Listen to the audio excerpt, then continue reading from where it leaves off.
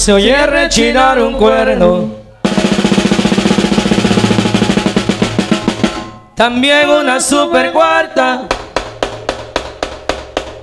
una R15 chapeada y una del que sonaba. Allá en lo alto de la sierra la fiesta se celebraba. El conjunto que tocaba le ponía bonito ambiente.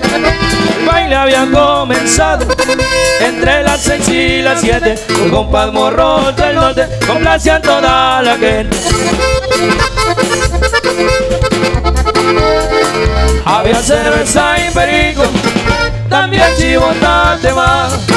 A las 3 de la mañana las armas seguían sonando. Celebraban Año Nuevo en un rancho de Durango.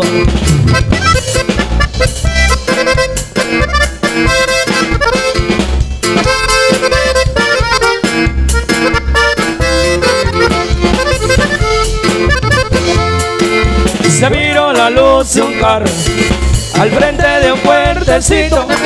La gente seguía bailando al ritmo del movidito. Cuando dijeron los guachos y se hicieron más poquitos, con las armas en la mano, los que quedaron salían a encontrarse con la troca. Y los que en ella venían, los que venían en la troca, era gente de García. Había cerveza y perico, también chivotate más. A las 3 de la mañana las armas seguían sonando. Celebraban Año Nuevo